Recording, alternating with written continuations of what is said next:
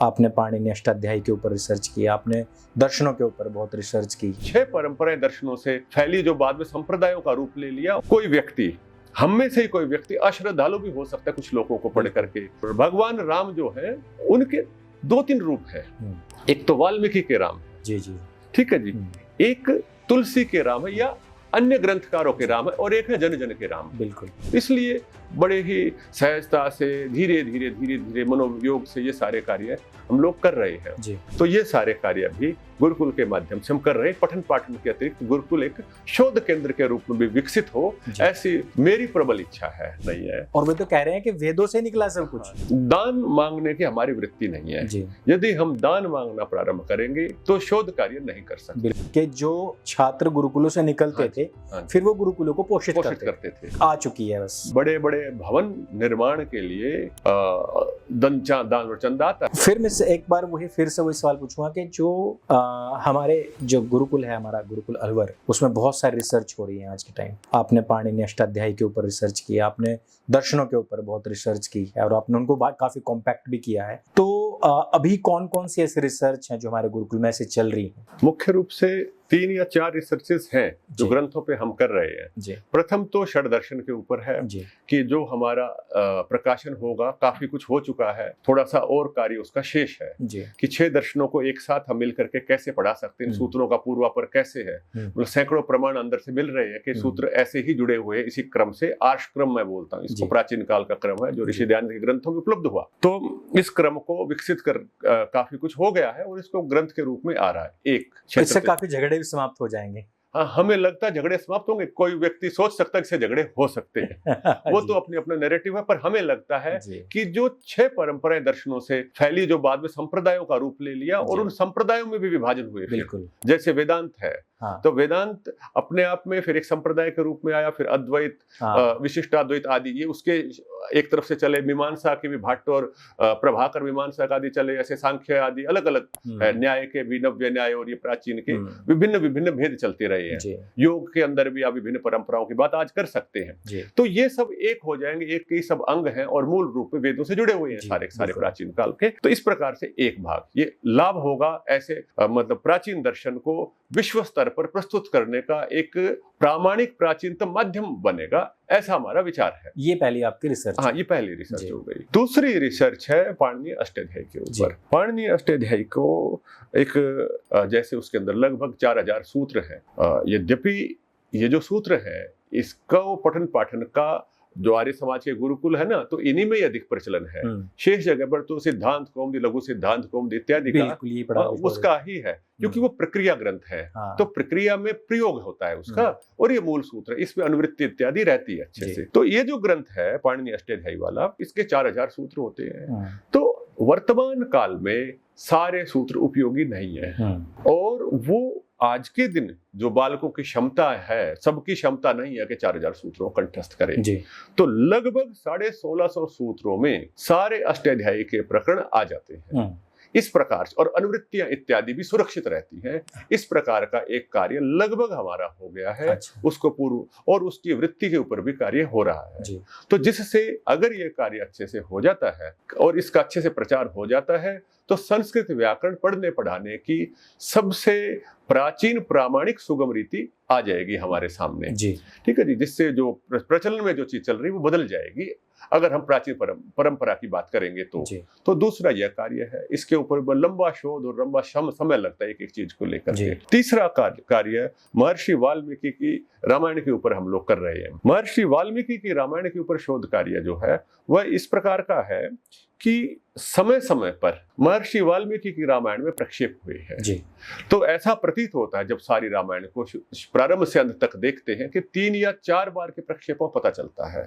वो क्यों होते हैं, कैसे होते हैं, वो अपने आप में एक पूरा स्वतंत्र विषय है कि उसमें से प्रक्षेप एक एक करके कारण बता करके हटाना। तो यह अपने आप में लगभग 25-26 हजार श्लोक अभी हैं उपलब्ध, संस्करण में थोड़ा भेद भी है। तो उसमें से 4 से 5 हजार श्लोक ऐसे लगते हैं कि जो बाद के कालखंड में जोड़े गए हैं।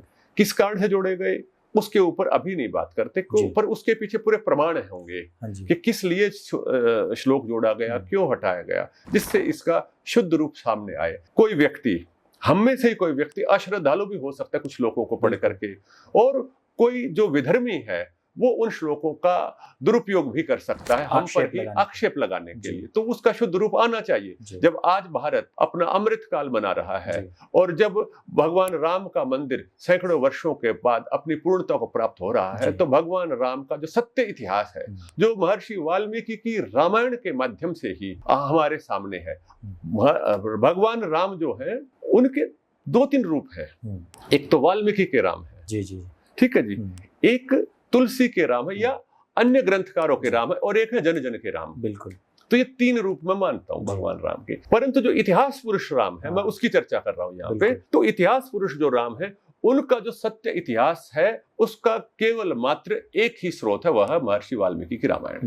दूसरा स्रोत संभव नहीं है। उसी के अंदर जो कुछ है, जो इतिहास वाली वस्तु, वो वही संभव है। तो उस इतिहास को शुद्ध रूप में सबके सामने लाना, ये भी कार्य हम लोग कर रहे हैं। तो बड़े परिश्रम साध्य कार्य है, बड़ी एकाग्रता साध्य कार्य है, सहज कार्य नहीं है। क्योंकि एक भी बिंदु इधर से उधर होना मतलब उनकी, जिनको भगवान कहते हैं, उनकी गरिमा पे भी आघात होगा, पूरी परंपरा के ऊपर भी उसका कष्ट होता है। कोई भी बात गलत नहीं होनी चाहिए। तो हमारे ऊपर भी आक्षेप बहुत सारे आ सकते हैं। तो इसलिए बड़े ही सहजता से धीरे धीरे मनोयोग से ये सारे कार्य हम लोग कर रहे हैं।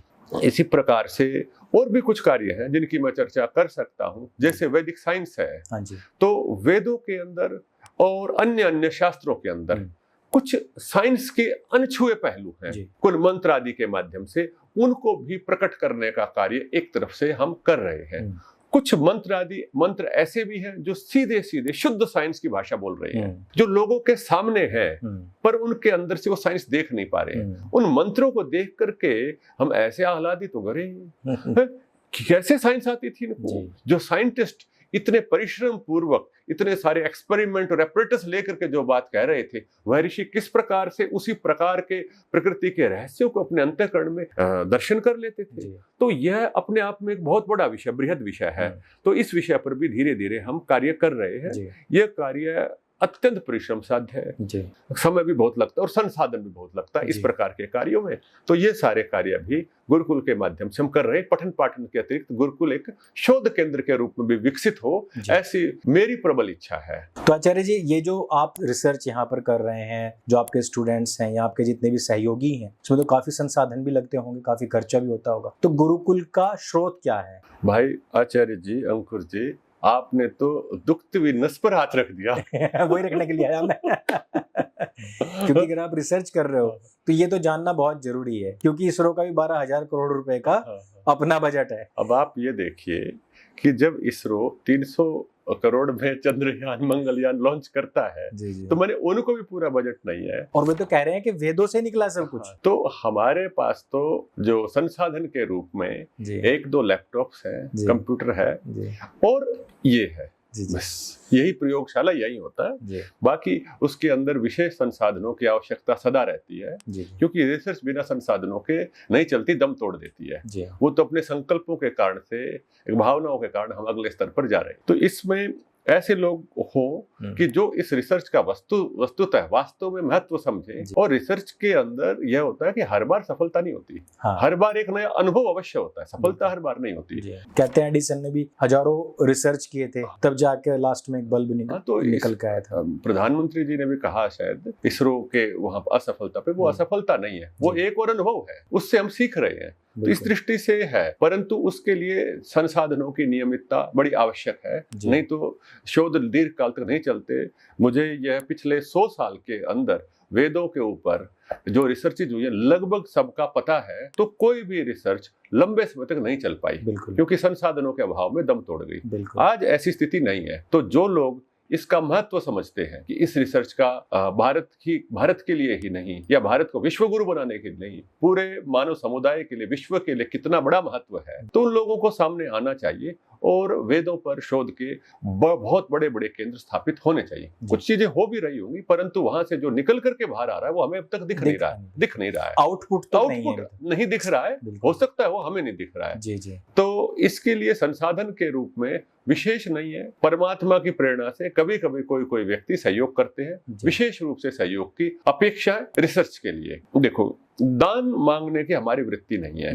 यदि हम दान मांगना प्रारंभ करेंगे तो शोध कार्य नहीं कर सकते, बिल्कुल नहीं हो पाएंगे, क्योंकि आचार्य की गरिमा के विरुद्ध होता है दान मांगना, झोली फैलाना। आचार्य के स्वाभिमान के विरुद्ध होता है झोली फैलाना दान के लिए जी।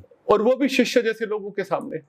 यद्यपि शास्त्र तो यही कहते हैं कि आय का शतांश तो दान देना ही चाहिए, हाँ जी, है ना। और सभी के ऊपर ऋषि ऋण है, बिल्कुल सभी के ऊपर ऋषि ऋण है। उस ऋषि ऋण को उतारने के लिए हम क्या योगदान दे रहे हैं? जबकि आपने स्वयं ही कहा था कि जो छात्र गुरुकुलों से निकलते थे फिर वो गुरुकुलों को पोषित करते थे, और ऐसा इंग्लिश लोग तो करते हैं, लेकिन हमारे में समस्या आ चुकी है। बस बड़े बड़े भवन निर्माण के लिए दान चंदा आता है, किंतु शोध कार्य के लिए अभी असल में हमारा भारतीय मानस, सांस्कृतिक जो मानस, वो शोध के लिए तैयार ही नहीं, समझ ही नहीं है शोध क्या होता है। गुलाम की मानसिकता ऐसी हो गई है कि हमें सिर्फ वो रिसर्च तो अच्छी लगती है जिसमें रिसर्च एंड डेवलपमेंट, इलेक्ट्रॉनिक्स में कुछ हो गया, मैकेनिज्म में कुछ हो गया, लेकिन जो मानव निर्माण का मैकेनिज्म है उसके लिए हमने रिसर्च एंड डेवलपमेंट नहीं चाहिए, फिजिकल वर्ल्ड में चाहिए। मान लीजिए किसी भी धर्मी ने हमारे किसी शास्त्र पे कोई आक्षेप कर दिया, हाँ जी, फिर उस समय हम शास्त्रों को खंगालना शुरू करते हैं। उस टाइम तो होता है, उस समय सब भागते हैं, होती है बहुत, उस समय कोई खोजता है, कुछ करते, कोई कुछ। हमारे पास में इतने सारे सवाल आते हैं, किसी से बात करो, चाहिए करो, रामायण पे हो गया, सनातन पे हो गया, तो उसके ऊपर फिर उत्तर आता है। परंतु कोई सुव्यवस्थित जो योजना है वह नहीं है कि ये तो कार्य कभी के हो जाने चाहिए थे। ये तो पहले तो जो शास्त्र उपलब्ध है उन पे तो कार्य एक तरह के हो ही जाने चाहिए थे। उसके ऊपर और नए कार्य, नए खोज फिर अगले लेवल पे जाएंगी। और इतना ही थोड़ी ना है कि प्राचीन शास्त्र, अब नए ऋषि भी तो आने चाहिए जो नए शास्त्रों का प्रणयन करें। उस स्तर पर हमें जानना है, क्योंकि भारत देश जागृत हो रहा है। यह संस्कृति कोई ऐसी थोड़ी ना विलुप्त हो गई, ऋषि मुनि अब होंगे ही नहीं, ऐसा थोड़ी ना है। या फिर हजारों साल की पुरानी जो पुस्तकें हैं बस उन्हीं को हम घिसते रहे, उन्हीं को रगड़ते रहे, उनको करते रहे, पर उनके आधार पर हमने नई चीजें, नई जागृत कर, नई चीजें तो लेके आनी है ना। तो उसके लिए तो शोध की आवश्यकता निरंतर चाहिए ही चाहिए। एक और शोध कार्य जो हम कर रहे हैं वो है वैदिक शास्त्रों में जो ध्यान योग साधना है। वस्तुतः यही हमारी संस्कृति का प्राण है कि जो योग साधना, जिसके माध्यम से हम आत्मा परमात्मा की अनुभूति होती है, इसके भी प्राचीन काल के जो साधना के तरीके थे जी। आज वर्तमान काल में अगर अपने समाज में जाएंगे देखेंगे तो ध्यान के नाम, ध्यान का पर्यायवाची मेडिटेशन मिलता है ना। मेडिटेशन क्या होता है? बोले ध्यान करो, किसका ध्यान करो ये पता ही नहीं है, किसका ध्यान करना है। मंत्र जप इत्यादि, एक ये हमारे समाज में गुरु मंत्र इत्यादि ये चलता है, परंतु कहीं विपश्यना की विधियां चल रही है, कहीं बुद्धिस्ट मेडिटेशन चल रहा है। तो परंतु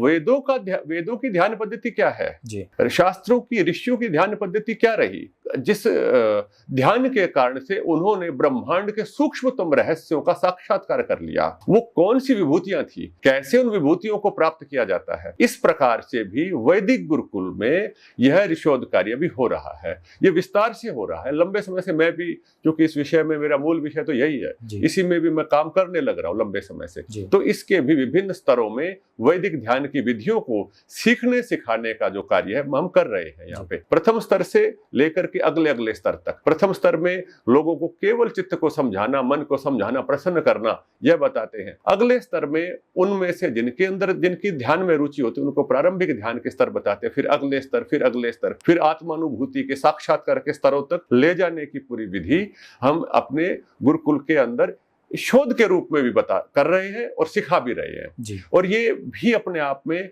मानव समुदाय को, हर एक व्यक्ति के लिए बड़ी आवश्यक चीज है कि जो व्यक्ति, मनु कहते हैं कि एक घड़ी प्रातः काल और एक घड़ी सायंकाल ध्यान नहीं करता, पापों से घिर जाता है। जो पाप है वो घेर लेते हैं। उसके चित्त की शुद्धि के लिए उसको 25 मिनट अर्थात एक घड़ी लगभग ध्यान करना ही चाहिए। तो वो ध्यान की क्या विधि थी जो मनुवादी बताते थे, वो ऋषि मुनियों की विधियां क्या थी, उसके ऊपर भी विस्तार से शोध कार्य हम लोग कर रहे हैं। और आप जैसे ऋषिगण जब तक खड़े रहेंगे तब तक नई रिसर्च भी आती रहेंगी और जवाब भी बनते रहेंगे। एक बात कहना चाहता हूँ आह्वान के रूप में कि देखो, आज भारतीय संस्कृति की तरफ आकर्षण वाले लोग हजारों लाखों हैं, करोड़ों भी होंगे, परंतु हमारे शास्त्रों को पढ़े हुए लोग कितने हैं? बिल्कुल। उस संस्कृति को शुद्ध रूप में जानने वाले लोग नहीं है। जो लोग संस्कृति का प्रचार करना चाहते वो शास्त्रों को जाने, जिनके अंदर ऊर्जा है, भाव है, वो जाने। बिल्कुल। वो हम तक आने चाहिए या हमारी पहुंच वहां तक होनी चाहिए, तब जाके कुछ विशेष होगा।